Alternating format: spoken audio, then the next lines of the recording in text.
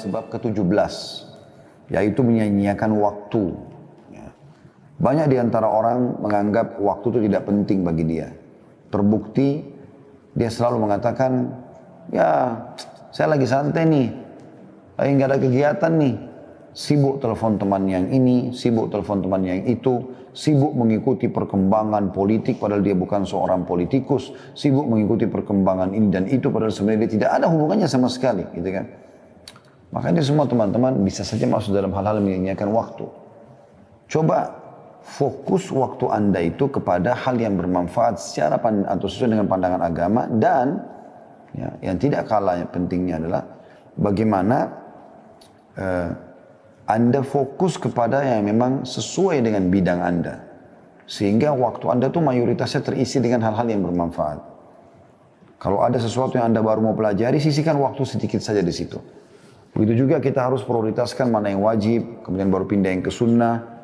Dan kalau ada waktu atau kita meluangkan sedikit dengan hal yang mubah boleh, sedikit. Tapi bukan mayoritas waktu masuk ke dalam hal yang mubah. Seperti makan, minum, segala macam. Itu boleh, tapi jangan sampai skala prioritas di sana. Ada orang subhanallah pergi jauh-jauh sampai ke luar kota, ke luar negeri hanya untuk mengejar kuliner tertentu. Untuk apa ini sampai seperti itu? Kalau Anda kebetulan pergi ke sana, lalu Anda mendapatkan kuliner yang enak di sana, oke. Tapi kalau buang waktu sampai ke sana, berapa banyak uang yang dikeluarkan, berapa banyak waktu yang dihabiskan. Lebih baik Anda lakukan umrah, lebih baik Anda lakukan perjalanan ibadah. Atau Anda misalnya daripada kuliner, Anda misal datang ke tempat-tempat sejarah Islam sambil selingannya kuliner, iya mungkin itu masih bisa gitu kan. Jadi yang terpenting didahulukan daripada yang mubah gitu loh. Tapi ada orang membuang waktu hal yang kadang-kadang tidak perlu gitu. Saya pernah berjalan dengan beberapa teman-teman ke luar negeri waktu itu, ada program perjalanan luar negeri ya, plus umrah. Tiba di satu tempat, lalu pada bubar gitu, pada pergi. Ternyata hanya untuk mencari baju kaos saja. Sudah hampir sampai tengah malam balik, ternyata hanya beli baju kaos yang ada dijual di situ. Maksud saya, kita masih bisa kok beli. Dan itu ternyata punya cabang hampir di seluruh dunia. Bisa kita beli. Tapi hanya untuk dikatakan, oh pernah beli baju kaos ini di negara ini. Jadi, kalau hanya khusus untuk itu, bayar tiket pesawat begitu banyak, sayang kan. Kalau ada hubungannya dengan masalah sejarah Islam, baru kemudian kita di selingan waktu hal yang mubah kita sisipkan, tapi bukan menjadi skala prioritas. Mudah-mudahan bisa ditangkap pesannya tentunya. Nah teman-teman sekalian, banyak sekali orang yang membuang-buang waktu yang padahal yang tidak bermanfaat. Nongkrong, omong kosong gitu kan. Itu baru sia-sia. Sayang sekali. Sampai seorang salaf pernah melihat ada sebagian anak muda lagi nongkrong, duduk-duduk di pinggir jalan, baring-baring, ngobrol omong kosong, ketawa-ketawa terbahak. Bukan tidak boleh. Tapi beliau mengatakan, andai saja waktu itu bisa diperjualbelikan, maka saya akan beli waktunya mereka itu. Sayang mereka buang-buang seperti itu. Ya. Kalau misalnya umur kita dikasih sama Allah SWT 90 tahun, 100 tahun misalnya. Lalu kita bisa punya orang yang dibuang-buang saja. Yang dia cuma pakai tidur yang berlebihan. Kumpul sama teman-teman yang memang omong kosong, apalagi pakai kemaksiatan. Mau dijual, kita beli aja. Satu hari 24 jam dia pakai omong kosong 3 jam. Kita beli aja berapa dia mau beli. Dengan nilai apapun. Para salafus saleh sampai ke sana pikirannya. Saya akan bacakan teman-teman yang dikatakan oleh penulis di sini di poin ke-17 sebab lemahnya iman di halaman 88. Menyia-nyiakan waktu. Sesungguhnya karunia yang paling besar yang diberikan Allah kepada seorang muslim adalah menggunakan seluruh waktunya untuk beramal soleh. Bayangkan kalimat penulis ini, seluruh waktunya. Bahkan kita sudah pernah berikan gambaran teman-teman sekalian, hal yang mubah bisa berubah menjadi sunnah, bisa berpahala. Contoh, makan, minum, tidur, mandi. Pada saat Anda meniatkan memang untuk ya, ibadah. Tidur supaya memberikan hak badan. Tidur supaya Anda bisa lebih kuat beribadah. Jadi selain memberikan hak badan juga memperkuat diri untuk ibadah. Anda makan, minum karena ini memberikan hak badan yang memang Allah SWT berikan sinyal lapar, sinyal haus. Jadi bukan cuma sekedar hilangkan lapar dan haus, tapi memang memberikan hak badan. Jadi dari mubah menjadi sunnah gitu kan. Begitu juga dengan tidur misalnya, begitu juga dengan mandi misalnya. Bukan hanya sekedar mandi, tapi mandi agar bisa lebih segar dalam beribadah, lebih merawat tubuh yang Allah amanahkan. Jadi berubah dari mubah menjadi sunnah. Maka dari itu Rasulullah SAW bersabda, "Igtanim khamsan qabla khamsin, syababaka qabla haramik, wa sihhataka qabla saqamik, wa ginaka qabla fakrik, wa faragaka qabla syuglik, wa hayataka qabla mautik." Pergunakanlah 5 hal sebelum datangnya 5 hal. Masa mudamu sebelum masa tuamu. Kalau kita sudah tua, peluang untuk melakukan seperti pada saat masih muda itu susah. Energi sudah berbeda. Mata, penglihatan juga sudah lebih kurang. Pendengaran sudah kurang. Dan seterusnya. Beda antara anak muda sama orang tua. Maksimalkan masa mudamu. Dan masa muda harus dihabiskan di atas ketaatan kepada Allah Subhanahu wa taala. Enggak boleh pada kemaksiatan. Kata Nabi SAW, "Inna Allah yu'jibu min syabin laisa lahu sabwah." Allah sangat kagum dengan anak muda yang tidak menghabiskan waktunya pada kemaksiatan. Yang saya herankan kadang-kadang kalau ada anak ganteng, anak yang tampan, yang gagah, dan ada anak perempuan yang cantik, ya. Heran kalau tidak menjadi ahli maksiat. Jadi kalau hadir di majelis ilmu, aneh. Jadi majelis ilmu itu harus orang-orang yang jelek-jelek saja. Ini aneh betul ini. Ya. Harusnya memang masa muda dipakai dalam ketaatan. Kita lihat para sahabat Abdullah bin Umar, Abdullah bin Abbas, Abdullah bin Mas'ud, Abdullah bin Amr bin As, Anas bin Malik, Usama bin Zaid. Ya. Ini sahabat-sahabat yang masih anak-anak mereka. Di masa Nabi SAW, tapi mereka diarahkan oleh orang tuanya dan lingkungan membentuk mereka menjadi orang-orang yang saleh. Sehingga pada saat Nabi SAW meninggal, umur mereka masih belasan tahun, mereka setelah itu sudah bisa menjadi ulama. Bahkan Usama bin Zaid menjadi panglima perang. Di dalam pasukannya ada Abu Bakar, ada Umar, ada Uthman, ada Ali. Sahabat-sahabat Nabi yang mulia, yang terkenal sahabat senior. Tapi Nabi SAW tunjuk dia. Sebagian orang sempat berbicara, apakah anak kecil ini bisa pimpin peperangan? Di tengah-tengah pasukan ada si fulan dan si fulan. Kata Nabi SAW, sungguhnya mereka telah meragukannya sebagaimana mereka meragukan ayahnya. Tapi ketahuilah dia orang yang ahli di bidangnya. 17 tahun umur Usama bin Zaid pada saat itu. Gitu kan? Makanya Iyas Al-Muzani, seorang tabi'in yang masyhur dengan kecerdasannya. Subhanallah, saking cerdas dari kecil belajar agama terus sampai argumennya kuat sekali.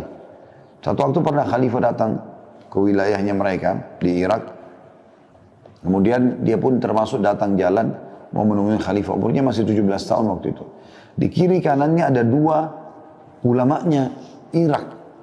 Sebelah kanan 2, sebelah kiri 2. Maka khalifah mengatakan, "Aku belum pernah lihat pemandangan seburuk hari ini.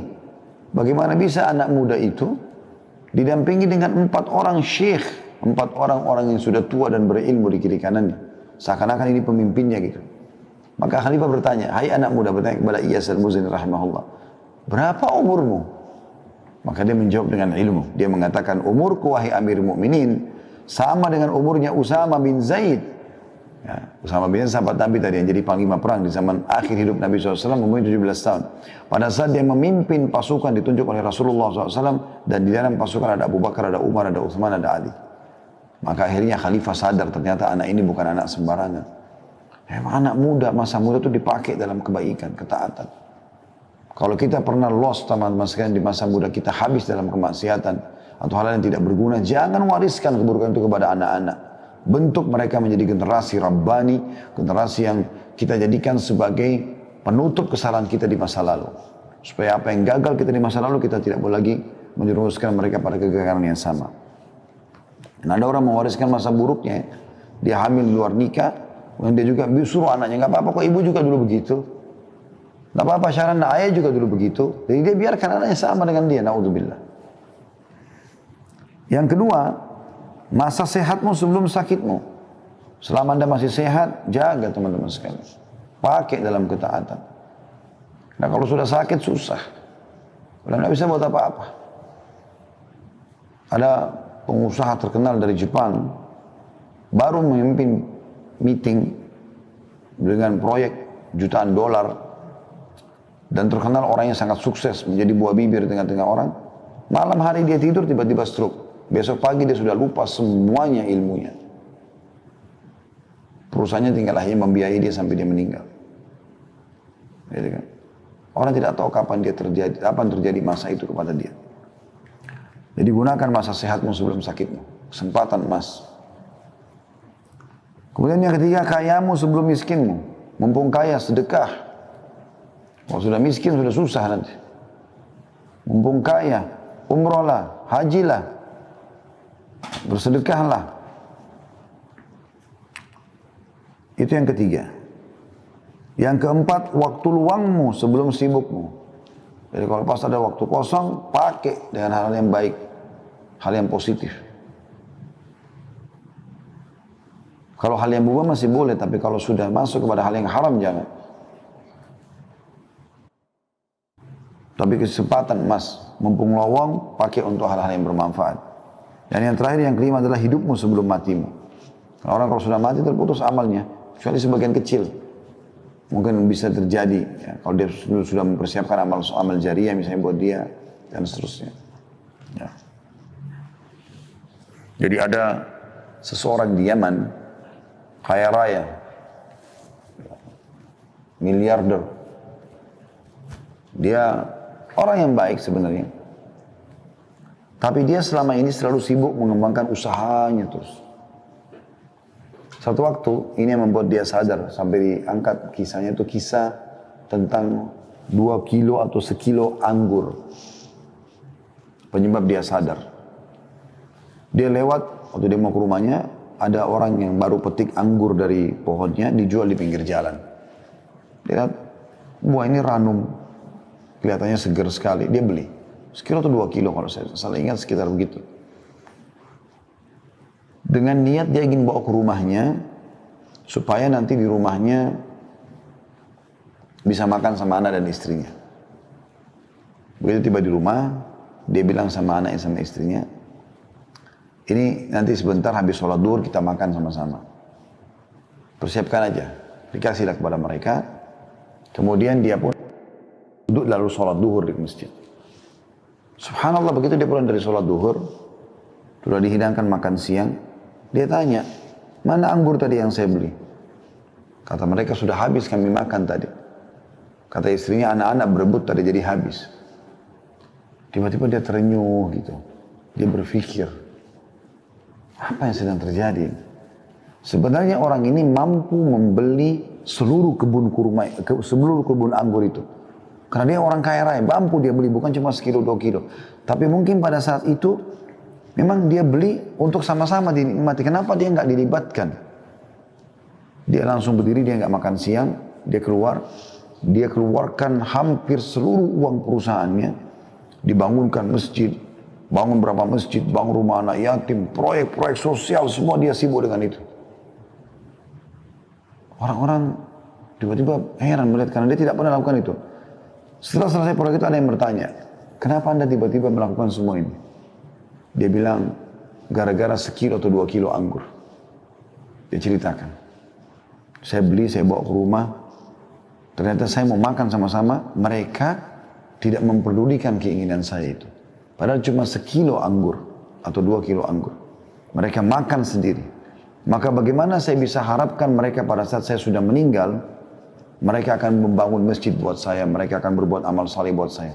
Anggur saja mereka tidak mau sisain buat saya. Ini kan banyak terjadi begitu. Suami bawa makanan ke rumah. Pulang pengen makan, sudah nggak ada. Anak-anak sama istri sudah makan habis kan. Nggak ditinggalin buat suaminya. Nggak dilatih anak-anak biasa berbagi dengan ayahnya. Padahal dia yang kerja setengah mati. Subhanallah, seperti itulah. Jadi maksimalkan masa hidup sebelum matimu. Karena kalau sudah mati kita belum tentu bisa berbuat. Apalagi kita berharap ahli waris kita melakukan, belum tentu. Belum tentu semua itu. Kalaupun dia lakukan, berapa banyak yang dia lakukan dari kebaikan. Pasti juga akan penuhi kebutuhannya. Selanjutnya kata penulis, dan karena sangat urgennya waktu, maka Allah SWT telah bersumpah demi waktu dalam kitab suci, dalam surah Al-Fajr ayat 1 sampai ayat 2, A'udzubillahi minasyaitonirrajim, wal fajri walayalin ashr, demi fajar, waktu, dari mulai pagi hari dan 10 malam. Walaupun ayat ini berbicara tentang 10 awal pertama atau 10 hari pertama bulan Zulhijjah ya. Juga yang sangat masyhur tentang surah Ad-Duha ayat 1 sampai ayat 2. A'udzu billahi minasyaitonir rajim wad-duha wal-laili idza saja. Dan demi waktu matahari sepenggalan naik dan demi malam apabila telah sunyi. Dua-duanya harus kalian maksimalkan. Dan yang masyhur surah Al-Asr. A'udzu billahi minasyaitonir rajim wal-'asr. Innal insana lafi khusr. Demi waktu yang kalian lalui di dunia. Banyak manusia dalam kerugian. Illa alladziina aamanu wa 'amilus shalihat, kecuali orang yang sibuk dengan beriman dan beramal saleh. Wa tawassaw bil haqqi wa tawassaw bis sabr. Saling memberikan wasiatlah untuk kebaikan dan saling memberikan wasiatlah untuk kesabaran. An-Naisaburi dalam kitab tafsirnya yang berjudul Gharaibul Quran tentang hikmah sumpah Allah dengan waktu, ia berkata, tidak ada suatu apapun yang lebih berharga daripada waktu. Pengkhususan Allah dengan waktu itu merupakan petunjuk bagi bahwa manusia cenderung melakukan hal-hal yang tidak baik dalam hidupnya, serta menyalahkan waktu itu. Ia menyalahkan waktu jika ia mengalami penderitaan dan kerugian. Jadi Allah bersumpah dengan waktu adalah menunjukkan kemudian waktu itu. Dan sungguhnya penderitaan dan kerugian yang selalu menyertai manusia adalah karena aib yang ada di dalam dirinya, bukan pada waktu. Makanya Nabi SAW juga bersabda, Allah SWT berfirman hadis qudsi ya, La tasubud dahar fa innid dahar. Jangan kalian pernah mencaci maki waktu. Nah, aku adalah pencipta waktu itu. Jangan salahkan waktu, tapi salahkan dirimu sendiri. Kitalah yang banyak membuang waktu. Subhanallah, kadang-kadang mungkin teman-teman tidak asing kalau lagi tonton cuplikan.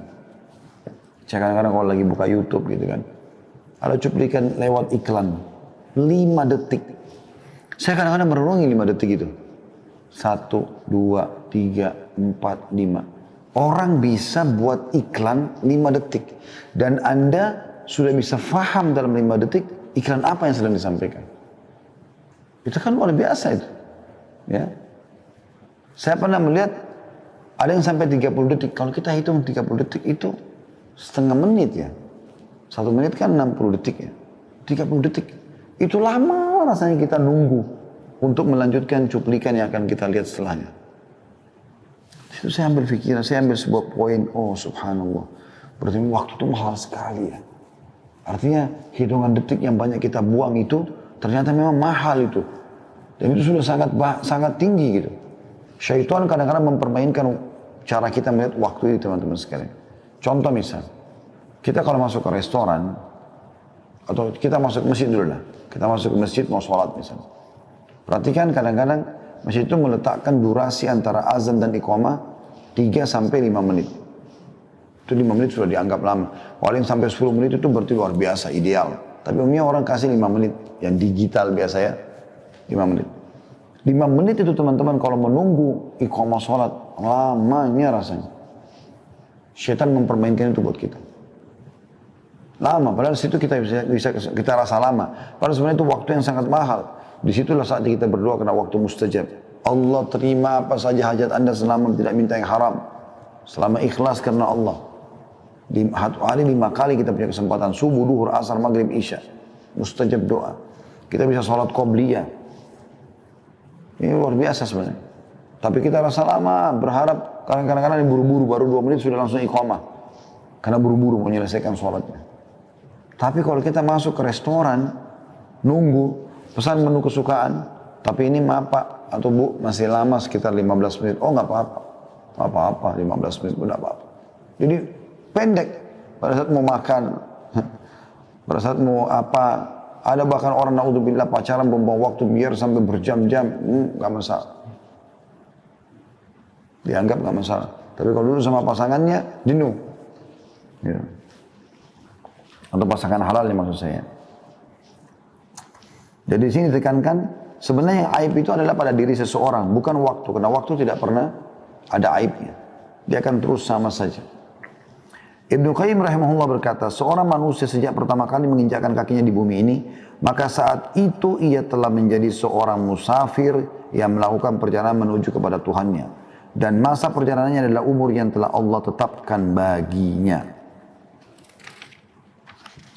Diriwayatkan dari Ibnu Abbas radhiyallahu anhu telah berkata, Rasulullah SAW bersabda, ni'matani maghbunun fihi ma katsirun minan nas, as-sihhat wal faragh. Terdapat dua nikmat yang banyak manusia tertipu pada keduanya, yaitu kesehatan dan waktu luang. Hadis riwayat Bukhari dan Tirmidzi. Ya.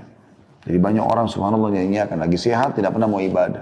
Nanti sudah sakit, sudah lumpuh, baru sibuk mau ibadah. Baru mau umroh haji, sudah susah pakai kursi roda. Mana anda di masa mudanya?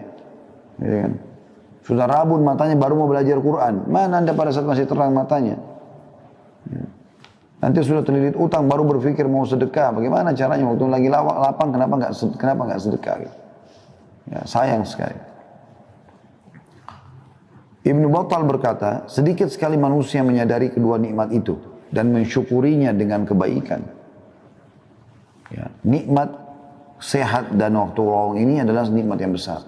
Dan cara untuk mensyukuri nikmat itu adalah memaksimalkan keduanya.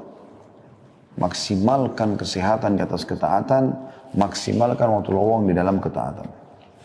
Waktu adalah umur manusia dan kehidupannya. Hari yang berlalu makin mendekatkannya kepada kehidupan akhirat. Dan hari-hari itu ibarat sebuah gudang. Lalu apa yang disimpan di dalamnya?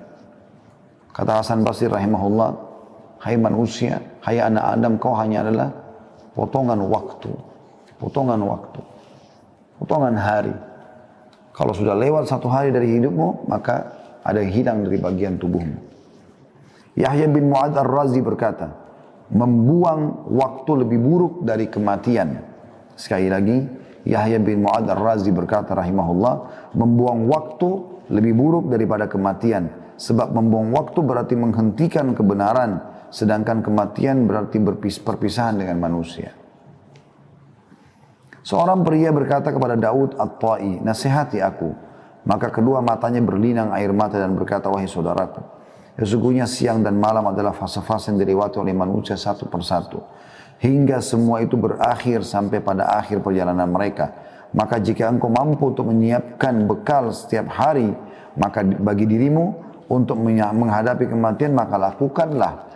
Karena sungguhnya perjalanan itu akan berakhir dengan cepat atau bahkan lebih cepat dari apa yang engkau duga. Maka hendaknya engkau membekali dirimu dan lakukanlah sesuatu yang pernah engkau lakukan untuk bekal itu.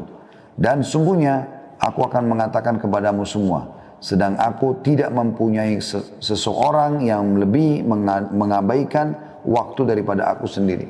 Karena kan kemudian beliau bangkit dan pergi meninggalkannya. Ya. Jadi orang-orang yang banyak memahami tentang masalah pentingnya waktu ini, betul-betul mereka berhati-hati sekali. Setiap detik dalam hidupnya, setiap menit, setiap jam, setiap fase waktu pagi, siang, sore, malam adalah sesuatu yang berharga bagi dia. Dia tidak akan sia-siakan. Dia cuma selalu bertanya, kebaikan apa setelah kebaikan apa. Jadi selalu kebaikan kepada kebaikan yang lain. Terus saja begitu. Kata beliau, semoga Allah memberikan rahmatnya kepada para salaf atau pendahulu kita. Mereka benar-benar mengetahui akan pentingnya waktu dan mereka benar-benar telah memeliharanya dengan sebaik-baiknya. Hingga mereka tidak pernah membuang waktu walaupun sesaat. Dan alangkah celakanya kita. Walau kita berlalu dengan sia-sia tanpa faedah. Atau waktu kita berlalu sia-sia tanpa faedah. Kematian selalu datang menimpa orang-orang yang berada di sekitar kita secara tiba-tiba. Akan tapi semua itu tidak menjadi pelajaran dan peringatan bagi kita. Bahkan yang terjadi adalah penyanyian terhadap waktu dan sikap selalu tanda kutip menunda-nunda dan terus menunda. Celakalah, kemudian aduhai, betapa waktu-waktu berlalu dan tidak akan pernah kembali. Lalu apa yang telah kita simpan di dalamnya dan bagaimana kita telah menyanyiakannya. Pernah Hasan Basri rahimahullah jalan dengan seorang anak muda, ngantar jenazah. Pas lagi antar jenazah, karena dia seorang ulama, orang perhatikan apa yang dia lakukan. Dia sambil berzikir, subhanallah, alhamdulillah, wa la ilaha illallah, Allah akbar, terus berzikir. Tapi hanya dia sendiri yang mengucapkan. Rupanya ada satu anak muda perhatikan itu. Dia bertanya, wahai imam, kalau imam itu kayak kita kiai, kenapa anda berzikir lagi antar jenazah? Maksudnya, apakah ini ada perintahnya, gitu kan? Bisa nggak jelaskan ke saya? Tapi dia mengatakan, kenapa anda berzikir? Kata Hasan Basri rahimahullah, diamlah wahai anak muda dan berzikirlah. Karena yang sedang kita antar ini sudah tidak bisa berzikir. Bayangkan, mereka ambil pelajaran dari jenazah itu yang sedang diantar. Tiba-tiba Hasan Basri berpikir, sekarang sudah mati, nggak bisa lagi berzikir. Andai dia dikasih kesempatan hidup, dia akan berzikir. Maka sekarang kita mumpung hidup berzikir loh. Seperti itu. Allah berfirman tentang bagaimana penyesalan orang yang menyia-nyiakan waktunya. Nanti pada hari kiamat mereka menyesal.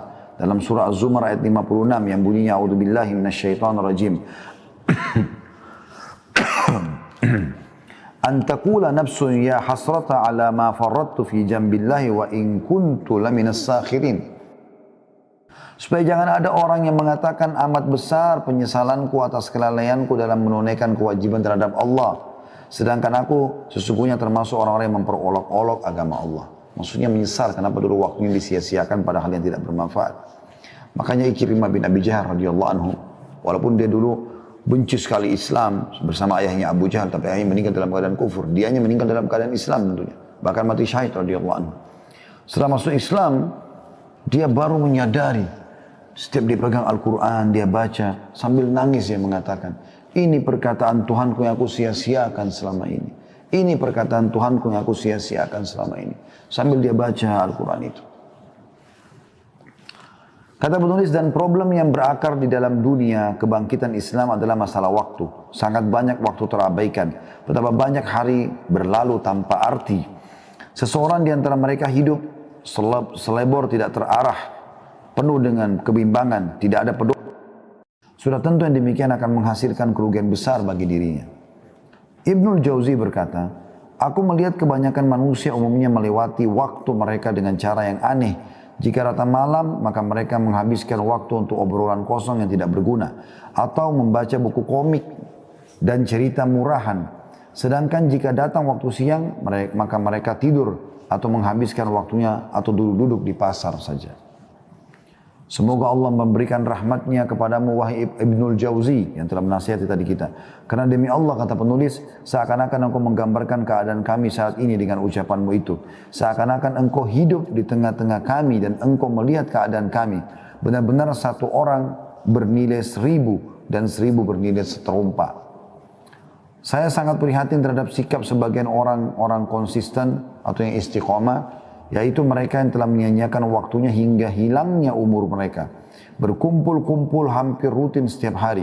Mereka tidak mengambil faedah sedikit pun darinya. Walaupun hal itu tidak membahayakan mereka. Tapi perbuatan yang mereka lakukan itu sama sekali tidak mendatangkan manfaat apapun. Bahkan terkadang mereka menertawakan diri mereka sendiri. Di mana mereka berkumpul lalu seorang di antara mereka berkata, mari kita pergunakan kesempatan ini untuk membaca buku atau mendiskusikan masalah ini. Namun tak lama kemudian mereka akan asyik kembali pada keadaan mereka yang pertama, yaitu membicarakan orang lain, memperolok-olok orang lain. Lalu setelah itu mereka menganggap bahwa mereka telah mempergunakan waktu mereka dengan baik. Mereka itu bagikan kusir tanpa unta dalam kurung yang ia tunggangi. Jadi banyak orang yang seperti itu keadaannya. Bagaimana mereka menyia-nyiakan waktu pada hal-hal yang kosong. Makanya teman-teman saya sarankan, kalau lagi duduk-duduk sama teman-teman umumnya, teman-teman Anda tentunya ya, Anda kumpul laki-laki sama laki-laki, perempuan sama perempuan, ingat, kalau kita lagi kumpul, siapa yang pertama melempar menu pembicaraan, maka itulah akan menjadi buah bibir di situ.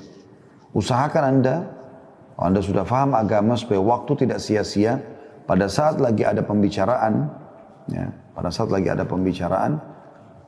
atau akan dimulai pembicaraan, Anda coba mulai pembicaraan positif supaya itu menjadi menu. Karena pembicaraan itu seperti menu makanan ya. Apa yang dihidangkan maka orang akan incipin itulah. Jadi jangan biarkan ada orang fasik atau perempuan fasika yang mulai melempar pembicaraan. Karena kalau mereka memulainya akan menjadi konsumsian nanti. Ada yang ceritakan tentang enaknya, asyiknya perzinahannya, asyiknya minum mabuknya, asyiknya narkotikanya dan segala macam. Akan menjadi pembicaraan dan akan bisa mempengaruhi orang di sekitar situ. Tapi kalau Anda mulai berbicara, kemarin itu ada ceramah, ada kisah tentang ini, ada ayat begini, ada hadis begini, akan jadi pembicaraan nanti. Kalau mereka belum paham, mereka akan bertanya kepada Anda dan mulailah terbuka pembicaraan. Saya berapa kali buat majelis begitu ya. Bahkan pernah di Masjid Haram Mekah, waktu itu lagi Ramadan, 10 terakhir Ramadan, banyak teman-teman lagi itikaf, saya kumpul sama mereka. Kemudian tiba-tiba saja pada saat lagi duduk, saya coba gitu kan, melemparkan beberapa perkataan atau pernyataan yang mungkin bisa membuka pintu diskusi. Alhamdulillah, akhirnya terbukalah. Jadi bertanya ini, jadi hidup suasana itu. Dibandingkan kalau kita tidak coba melemparkan informasi-informasi positif seperti ini. Sedangkan sebagian lain, kata penulis lanjutannya, duduk di dalam rumahnya untuk membaca beberapa halaman dari sebuah buku, kemudian ia keluar untuk menemui orang lain. Seakan-akan ia adalah Ibnu Aqil atau seorang ulama yang masyhur ya. Ketahuilah bahwa sedikit perbuatan kebaikan yang dilakukan dengan penuh konsisten, serta terus menerus adalah lebih baik daripada banyak kebaikan yang dilakukan dengan tersendat-sendat. Terdapat beberapa faktor yang menghambat seorang muslim untuk memanfaatkan waktunya. Yang pertama, selalu menuruti hawa nafsu, sehingga waktunya terbuang-buang. Tentu di sini yang dimaksud adalah nafsu pada hal-hal negatif ya. Karena kalau nafsu yang dilampiaskan pada pasangan halal, itu tidak ada masalah. Ya, atau mengurus sesuatu yang nanti ada manfaatnya dengan kedekatannya kepada Allah SWT. Karena Nabi SAW mengatakan itu. Tidak akan dianggap sia-sia seseorang yang sibuk mengurus alat-alat perangnya, hewan tunggangannya ya untuk berjihad, dan juga bercandanya suami istri untuk menghibur satu sama yang lain. Nah, itu halal gitu kan. Yang kedua, banyak angan-angan, berangan-angan kosong. Kita boleh punya angan-angan positif. Ya. Kita boleh punya himmah, semangat, keinginan besar menjadi orang yang besar, iya. Tapi jangan angan-angan kosong, teman-teman. Jadi kadang-kadang angan kosong seperti misalnya, bagaimana ya kalau tiba-tiba malam ini tidak ada ya, siang aja yang ada. Lalu terjadi diskusi panjang lebar tentang masalah itu. Apa manfaatnya? Kan tidak akan mungkin terjadi. Tidak akan mungkin terjadi. Bagaimana kalau perempuan di muka bumi sudah tidak ada lagi semuanya, laki-laki semua, bagaimana ya? Untuk apa dibicarakan? Manfaatnya apa? Terus terjadi pembicaraan panjang lebar dalam masalah itu. Itu kadang-kadang angan-angan kosong. Kemudian yang ketiga, hati yang hampa. Hati yang hampa ini maksudnya adalah hati yang kosong dari ilmu, dari iman, ya. Isinya hanya duniawi saja. Tiga hal ini yang beliau sebutkan lalu mengatakan, dan terdapat beberapa faktor yang dapat membantu seorang untuk memanfaatkan waktunya, antara lain mengetahui pentingnya waktu, kayak kita bahas sekarang ini. Yang kedua, bersikap zuhud terhadap kehidupan duniawi, selalu menyadari dan menanamkan dalam dirinya ada kehidupan akhirat, dunia hanya kita lewati. Sehebat apapun Anda jaga kesehatan, setampan dan secantik apapun paras wajah Anda, ya, setinggi apapun titel pendidikan, sebanyak apapun harta Anda kumpulkan, Anda akan mati. Kita semua calon mayit, dibungkus kain kafan, semua akan ditinggalkan. Dan hanya jadi kenangan, oh itu sepatunya dia, oh itu bajunya dia, oh itu rumahnya dia, oh itu istrinya dia, oh itu suaminya dia, itu anaknya dia. Dan Anda hanya dikenang beberapa hari. Saya pernah kasih contoh rasional itu ya. Kalau kita telusuri ke atas kita, ayah mungkin kita masih kenal, kakek mungkin sebagian kita masih kenal, sebagian bukan semua. Ayahnya kakek, saya yakin kita sudah tidak kenal. Mungkin kita tidak tahu dia nikah sama siapapun, kita tidak tahu berapa anaknya. Jarang orang tahu. Apalagi kalau kita sudah bicara kakeknya kakek. Lebih jauh lagi. Artinya, generasi yang akan mengenang Anda yang terdekat saja. Selebihnya sudah tidak diingat lagi.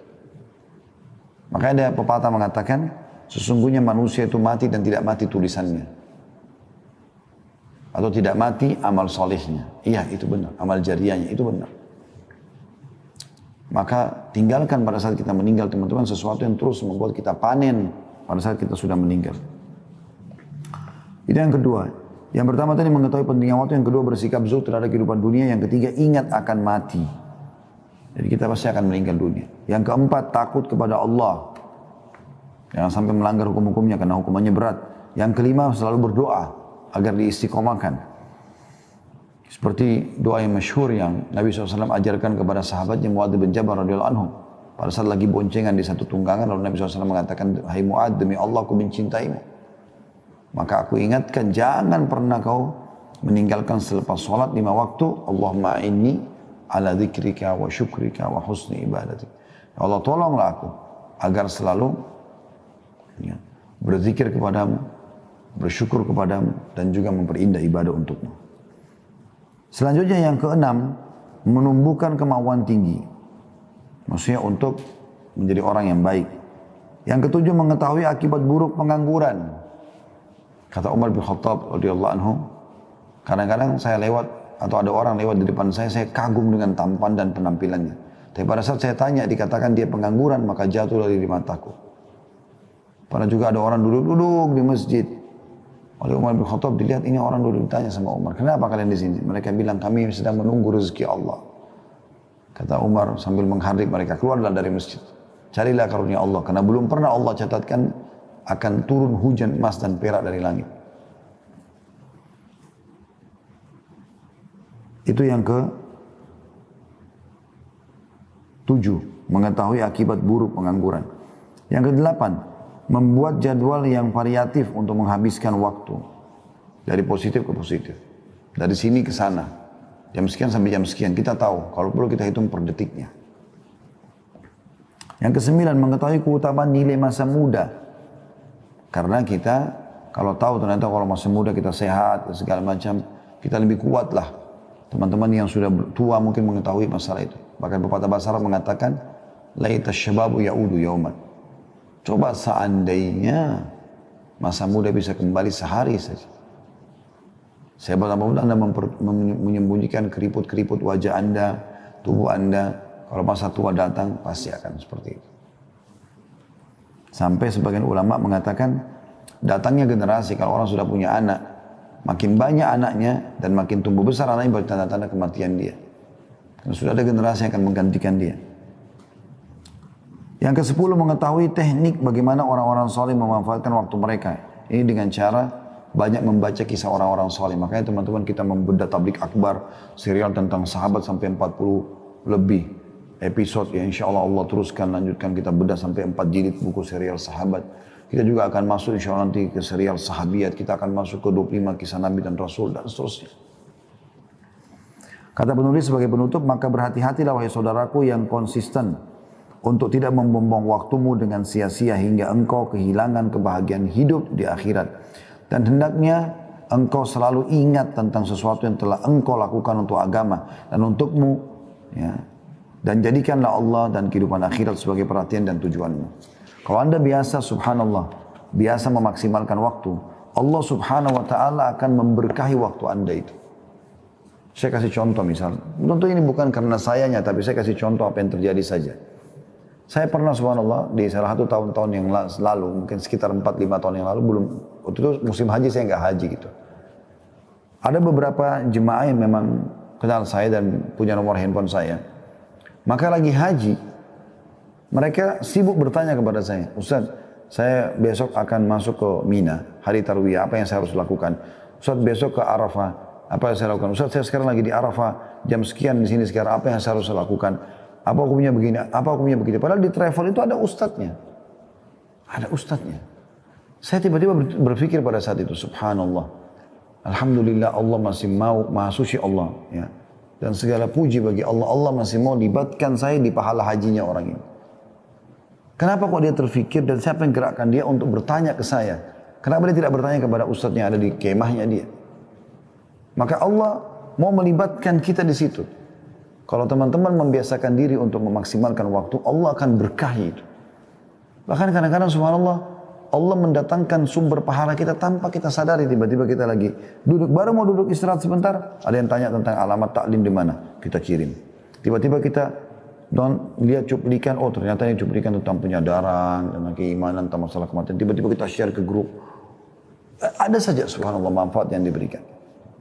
Tinggal bagaimana Anda membiasakan untuk mengerjakan perbuatan baik itu, Allah nanti akan mudahkan kita selalu mengerjakannya. Bahkan akan muncul ide-ide yang sangat banyak dari perbuatan amal soleh itu.